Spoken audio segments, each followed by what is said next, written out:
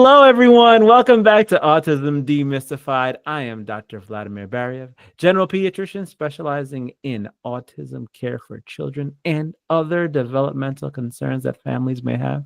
Today, we have the honor of speaking with a wonderful guest, Dr. Valerie Williams. I am going to tell my audience about you, Dr. Williams, and then we will get right into our questions. So, Dr. Valerie Williams is a Staten Islander, born and raised. She found her calling in optometry through two main facets. Number one, her family-owned optical that you may have heard of before, Williams Eye Works, exposed her to the power of eye care from a young age. And number two, her grandfather, who was blind, participated in vision restoration research that earned him a spot in the Guinness Book of World Records as the first person to see by artificial means. Dr. Williams has a passion for eye care and enjoys time outdoors with her fiance and their two dogs. Dr. Williams, welcome. Thank you so much. It's very exciting to be here. We are very honored to have you here today. Dr. Williams, first and foremost, you are a doctor of optometry. Can you please tell our wonderful audience who may not be familiar, what is it that an optometrist does? Yeah, so an optometrist is considered a primary eye care provider. So that should be your first step when you're seeking eye care to get a full evaluation of eye health. Optometrists can prescribe glasses, prescribe contacts, diagnose and treat many eye diseases. And we can escalate up to specialists as needed. So that would be an ophthalmologist, perhaps for surgical intervention or more kind of advanced treatments like laser or injection treatments. Fantastic. Wonderful. So basically, the primary care world of eye care is our wonderful friends, the optometrists. Yeah. Just how family medicine doctors and pediatricians are the primary care of the rest of your body. Exactly. It's not the eyeballs. Yeah. Okay. So now talking about kids, at what age should a parent consider bringing their child for a formal eye exam with an optometrist? So it actually may be younger than you would expect. Typically, we recommend the first eye assessment be between ages of 6 months to 1 year. And then from there, if there's no issues or concerns for eye health, so the 1 year exam and then a 3-year-old exam is the next best time to check in.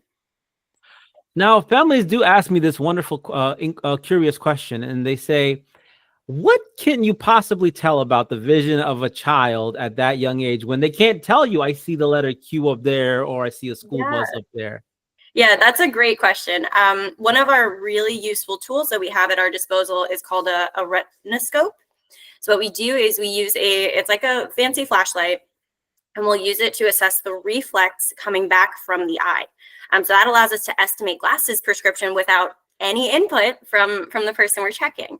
So even a 6-month-old baby, we can use this light on. Now it can be a little challenging. They don't always look where we need them to look, but it still gives a ton of insight on where the glasses prescription may be at. We also, more so for like 1-year-olds, 2-year-olds, we have special acuity cards. So there's like a card that has a blank side and a picture on one side. And the visual instinct is if you can see the picture, that's more visually stimulating, more interesting. So that's where you would look if you can see it. So that, of course, requires a little bit of visual attention. That doesn't always work, but quite often we can get a good judgment of where the children or baby's vision is at based on those responses. That's fascinating. And it's very useful for kids with special needs, some of whom are nonverbal, that they don't have to participate necessarily in the eye exam. They just have to kind of sit there and look straight ahead. Mm-hmm. And we can give families an estimation. It's, for me as a pediatrician, that's extremely helpful because I'm not able to really screen vision for nonverbal children in my office that well. So I rely on people like yourself. Yeah, it can be really challenging, but with the right tools, it is a big help. Absolutely. Absolutely. Now, what are some common eye disorders that could be associated with the autism spectrum? Yeah, so the two of the most main common eye conditions that can show up are, number one, glasses need. So about 48% of children with autism have a need for glasses, whether that's farsighted, astigmatism, or nearsighted. And like you had mentioned before, it can seem kind of hard to determine how well your kid is seeing, especially if they're not verbalizing to you. But based on their behaviors at home, and even just a general eye screening can kind of guide that process and indicate whether or not they're needing glasses. There's also a condition called strabismus, where the eye muscles are not appropriately aligned. They can't work together effectively as a team. So one eye may be drifting out or in, up or down. So the two eyes are not focusing together. Strabismus, having that eye deviation where the eye is sitting out or sitting in, can also put you at risk to develop something called amblyopia. So if your two eyes cannot work as a team, your brain decides this eye that's drifting out, we're going to not pay attention to it and focus all of our visual input information from one eye, which is actually really critical in the first, 6-7 years of life. We want those pathways to develop between the eye and the brain. So it's pretty important to catch strabismus if it's present to help manage it, to prevent amblyopia, to prevent the eye from not developing those pathways to the brain for clear vision. And yes, and the brain is very plastic at a young age, so it has a lot of plasticity. It changes a lot as a child gets older. So it's really, I would imagine it's really critical to detect these things early to prevent more difficult solutions later on. Yeah, absolutely. Exactly. If we can intervene at an early time and help improve the developmental pathway, that overcomes a lot of barriers later on. For example, if you have strabismus and one eye is not able to focus where the other eye is focusing, or the vision doesn't develop in that eye appropriately, you lose out on depth perception. So that makes it really challenging to ambulate throughout the world, to play sports, to drive a car. So there's quite a few ramifications that, you'll be dealing with for a lifetime if you're not kind of on the front end of trying to address it. How would you advise families to prepare for a visit with the optometrist to help kids who may have some anxieties about being in doctor's offices or being in places where they're not used to? I think that's a really good question. I think the eye doctor can seem a little intimidating, especially we'll use some eye drops sometimes. So that can be scary to kids. So I think just kind of talking with them about, like, I'm your parent and I'm coming with you, having the parent stay present during the exam, I think is obviously very important as a calming factor. And if you're with the right provider, we do things to try to make it fun and kind of make it more like games rather than testing them. And using the eye drops, I think giving maybe the kids a heads up on the eye drops that it's just for a minute, it's a very small part of the exam, I think is helpful. And I actually do think somewhere that Williams Eyeworks presents a unique opportunity. We actually offer off-hour appointments. So for kids who get, a little overwhelmed in crowded environments, loud environments, we're able to offer those off-hour appointments so that it's calm, quiet, just you're there. So I think that can be really helpful as well. Yeah, absolutely. An environment where they're not overstimulated, where they're the only ones there. It's a true blessing to have that availability. I'm very thankful to you guys that you do that. That's incredible. So, what are some things that parents should be concerned about from the standpoint of their eyes for their kids? Like, what are some early warning signs that their children may have some eye disease? Yeah. I would say, kind of going back to the strabismus, the eye turn situation. So binocularity, the ability to use the eyes together, develops around 3 months of age. So around, 1 month, 2 months, you may notice that your baby has their eye drifting in or out. They don't always have control of both of the eyes. And that is actually normal at that point. But after that 3-month mark, if you're noticing an eye sitting out, sitting inward, or can't fixate, where you're expecting your kid to be looking and engaged, that would be a concerning sign and a reason to get an eye exam. You want to check in on the eye muscles and see if they're able to move appropriately. There's also, so when you take a photo, sometimes you'll notice a red reflex in the eye, right? And so children sometimes will have a white reflex in one eye rather than a red reflex. And that can actually indicate a condition called retinoblastoma, an eye cancer in the eye. It's the most common primary eye cancer for children. So that is also a kind of more subtle thing, but something that if you notice in a photo that your baby has a red reflex in one eye and a white reflex in the other, that can be quite concerning and certainly needs to be evaluated. Absolutely. Now, how does knowing a child's family history help inform you as far as what conditions that child may need to be monitored for as they get older? Yeah, that's a great question too. There's quite a few things that have family dispositions, right? Things can run in families, especially nearsightedness. Actually, at this point in time, we are kind of facing what our field is considering a nearsighted epidemic. Approaching 2050, it's expected to have a significant increase in people who are nearsighted. So if you have two parents who are both very nearsighted, and as a young child are also, more nearsighted than you should be at a given age, that's concerning. There's eye health ramifications that can come with being too nearsighted. The eyeball becomes long, it stretches the retina, it can cause things like retinal breaks or retinal detachments. So that might make you a little more aggressive in trying to treat the nearsightedness and try to minimize the progression compared to somebody who doesn't have a family history of that. Absolutely. And these days, it seems like almost everyone's going to have a family history of nearsightedness. Yeah. Yeah, we have a very near demanding world these days. Everyone's on phones, tablets. We're spending a lot of our time inside, so that the eye is kind of rising to the occasion to be able to perform in those visual environments, but it comes at a cost. Absolutely, absolutely. When I think about eye health, also keep in mind more just overall developmental things that we expect, like what you were saying. Within the first 3 months, we expect the eyes to work together in a binocular fashion. After that point, if they don't do it before that, that's developmentally appropriate and normal.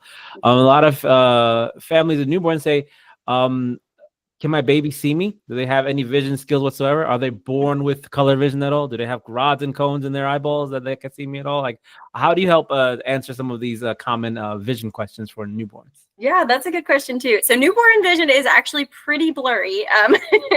They do have vision, they can see light, but it is certainly not clear. We don't really expect them to get a crisp 20/20 vision until several years into life. But for infants and young children, we do recommend high color contrast. So you want to have visually stimulating things in their environment, and they're like over the bed mobiles. You want to avoid things like pastels or light grays. You want bright, bold colors so that they can actually, appreciate it and see it. Okay, no, those are excellent tips.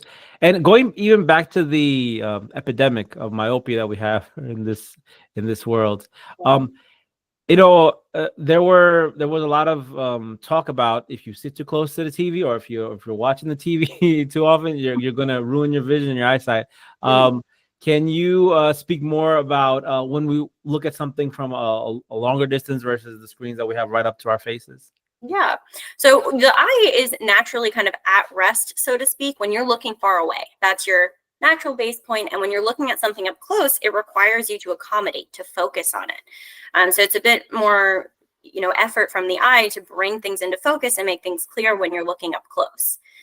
Sitting close to the TV isn't really doing damage to your eyes, but the extreme near demand that we're kind of seeing that people have today, it's causing the eye to respond and grow in that fashion. Having that near demand is creating the need to be able to see up close. So really it's growing to try to accommodate that. There's been quite a few studies on how to slow down myopia growth, nearsighted growth, which is obviously a little challenging to measure, right? Because, whether you intervened or not, it's kind of hard to say where things would have ended up either way.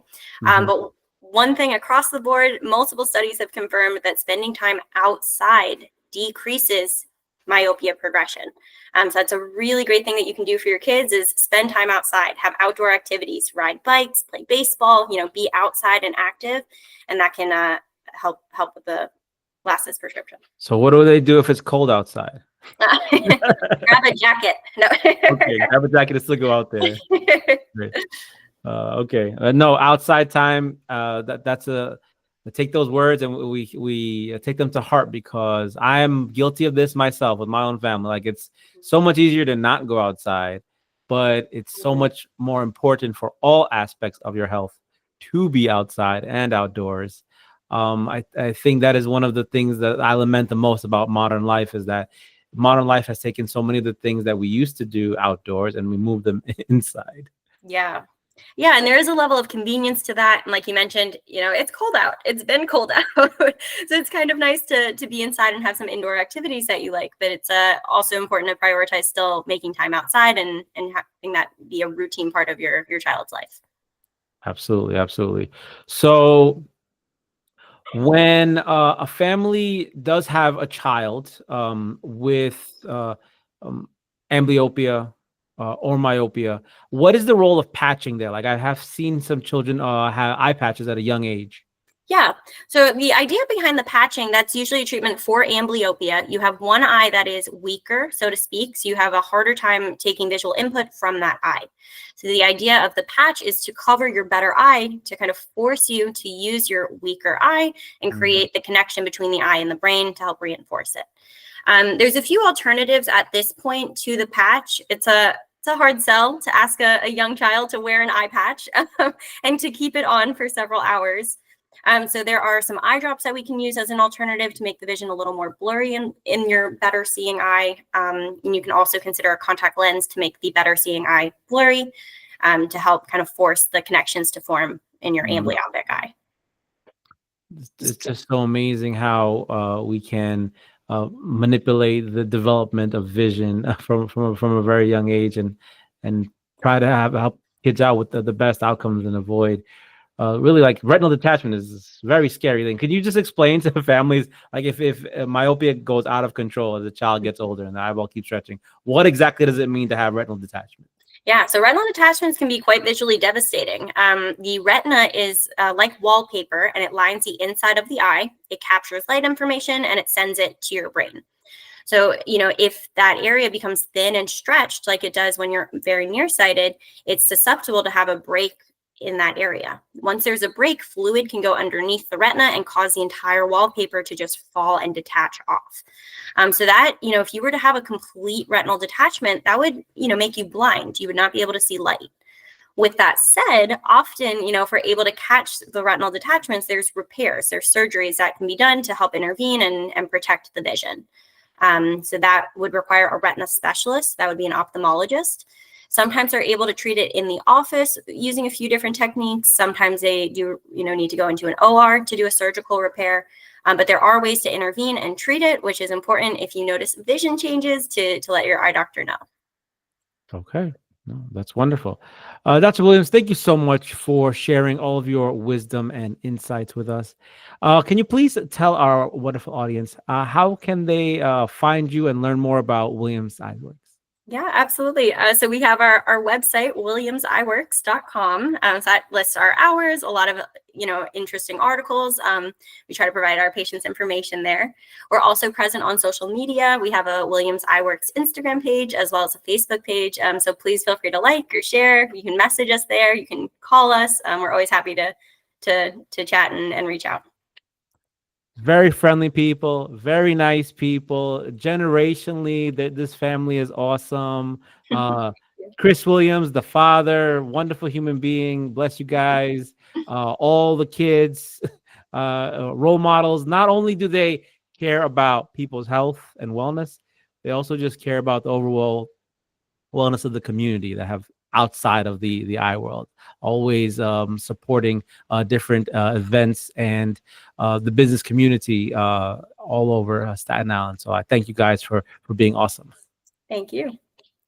My pleasure. So families living in New York State, navigate autism with confidence. If you are looking for a developmental physician who will help you navigate autism with confidence, Dr. Vladimir Barayev is my name. You can contact my office at 917-819-5056 and let us explore your child's developmental journey together.